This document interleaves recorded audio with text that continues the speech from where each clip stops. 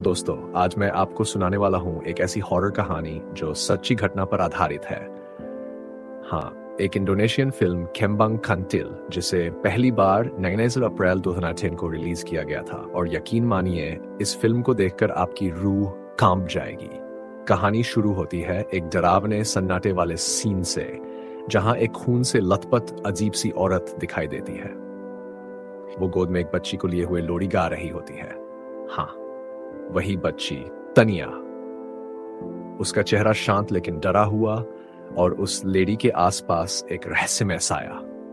अब कहानी कट होती है एक अर्फन हाउस में, जहां हम मिलते हैं मिस रत्ना से, जो कि इस अर्फन हाउस को चलाती हैं, और वहीं पर रहती है कि तनिया, जो बहुत चुपचाप सी सहमी सहमी बच्ची है।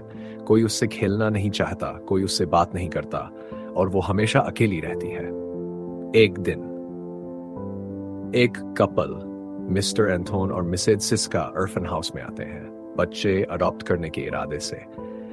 इधर रत्ना तनिया को समझाती है कि वो दूसरी बच्चियों के साथ खेले, लेकिन नीना नाम की लड़की उसे ताना मारती है, तू हमारे साथ नहीं खेलेगी। बाकी सभी लड़कियां भी नजरअंदाज कर देती है। अब आती है लुका छुपी की रात। सभी लड़कियां हाइड सीक खेल रही होती हैं और तनिया को कोई साथ नहीं लेता, तो वो अकेली एक खिड़की के पास जाकर छिप जाती है।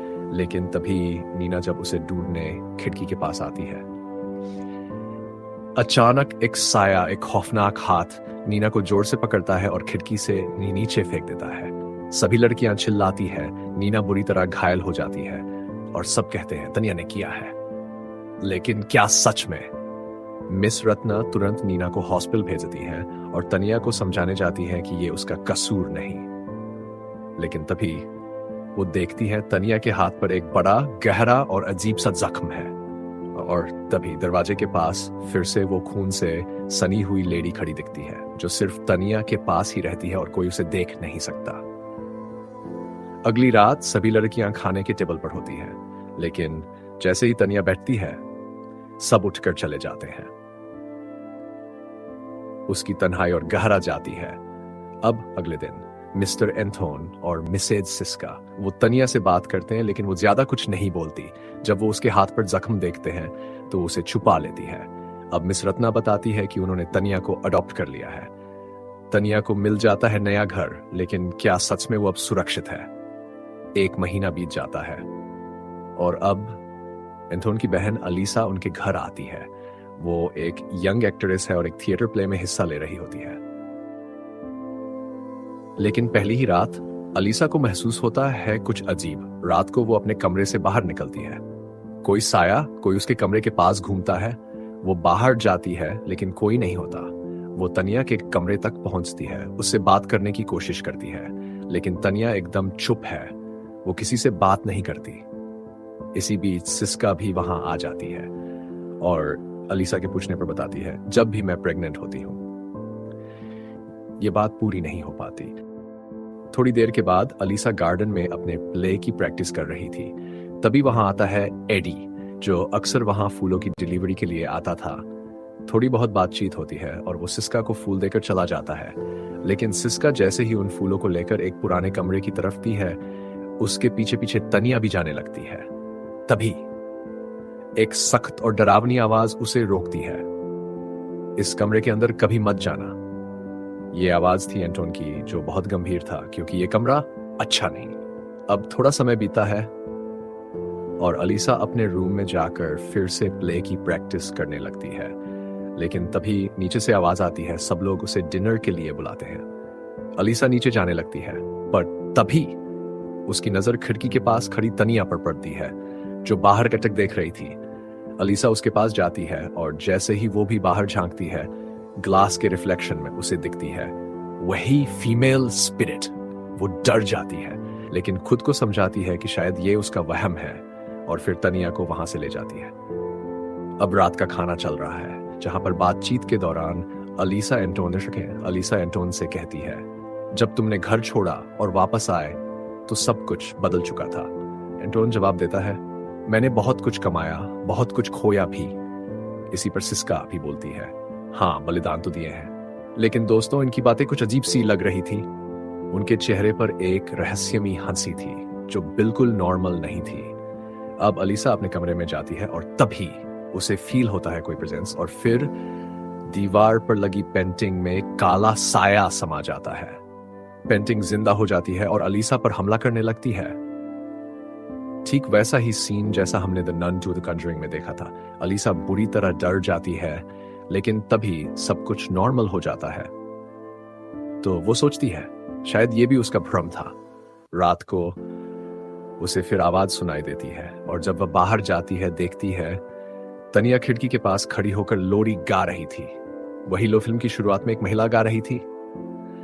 अगले दिन अलीसा थिएटर के लिए निकलती है और वहां एक मेड को फूलों की बॉल लिए देखती है। पूछने पर पता चलता है कि सिस्का हर 3 दिन में ये फूल चेंज करवाती है, और ये फूल थे मैग्नोलिया फ्लावर्स। जब अलीसा ये बात एडी से करती है तो एडी चौंकाने वाला सच बताता है। ये फूल अक्सर रिचुअल्स और स्पिरिट समनिंग में इस्तेमाल होते हैं, यहां तक कि डेविल को बुलाने में भी। वो कहता है अमीर लोग अक्सर ये सब करते हैं, और फिर कहता है एंटोन किसी को भी तनिया से बात नहीं करने देता। इस पर अलीसा कहती है क्योंकि वह तनिया को बहुत चाहता है। लेकिन दोस्तों, हकीकत कुछ और ही थी। अब जब अलीसा घर लौटती है, वो देखती है कि तनिया कुछ ड्रॉ कर रही होती है। वो पूछती है क्या बना रही हो? तो तनिया कहती है मैं अपनी मां को बना रही हूं। लेकिन अलीसा जैसे ही ड्राइंग देखती है, उसके रोंगटे खड़े हो जाते हैं, क्योंकि उस ड्राइंग में तनिया और उसकी मां के पीछे एक काला साया खड़ा था। तनिया बोलती है वो एक बुरा आदमी है। अब मेड अलीसा को एक लेटर देती है जो किसी अनजान आदमी ने दिया था। उसमें लिखा था अगर जान प्यारी है तो इस घर और उस बच्ची से दूर भाग जाओ। अलीसा घबरा जाती है और बाहर जाकर देखती है, पर वह आदमी गायब हो चुका था। अब कहानी में एक नया मोड़ आता है।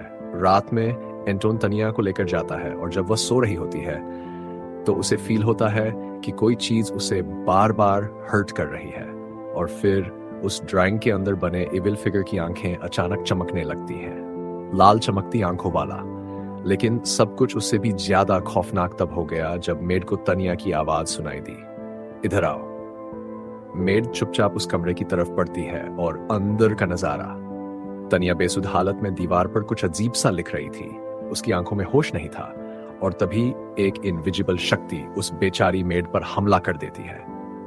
तनिया एकदम से होश में आती है और जोर जोर से चीखने लगती है, बचाओ। वो मंजर डरावना था। और उसी वक्त अलीसा उस कमरे की ओर बढ़ रही थी, लेकिन रास्ते में उसे तनिया मिलती है, डरी हुई, कांप रही थी। उसके हाथ में गहरा घाव हो चुका था। अलीसा कमरे की ओर बढ़ती है, लेकिन तभी किसी अजनबी को मेड की डेड बॉडी के पास खड़ा देखती है। वो आदमी भाग जाता है और अलीसा उसकी एक झलक पकड़ लेती है।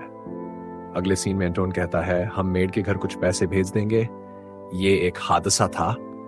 लेकिन अलीसा चिल्ला उठती है, नहीं, ये हादसा नहीं था, मैंने उसे वहां देखा था, किसी को। पर एंटोन शांत रहना चाहता था। वो चाहता था कि मामला दब जाए। रात में अलीसा जब अपने कमरे में थी तब उसे कोई अजीब सी आवाजें सुनाई देती है। वो हड़बड़ाकर उठती है और सामने वही भूतिया लेडी जिसकी रूह उसके कमरे में खड़ी थी।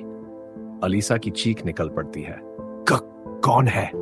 लेकिन अगले ही पल सब कुछ गायब। अगली सुबह प्ले की तैयारी हो चुकी थी।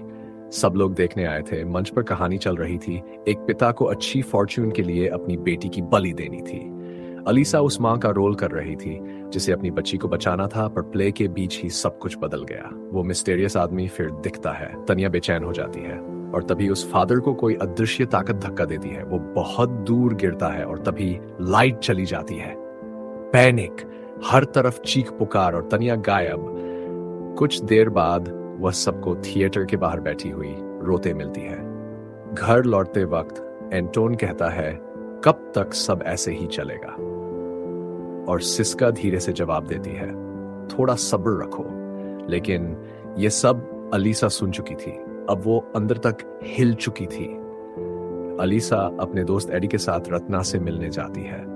रत्ना एक रहस्य खोलती है।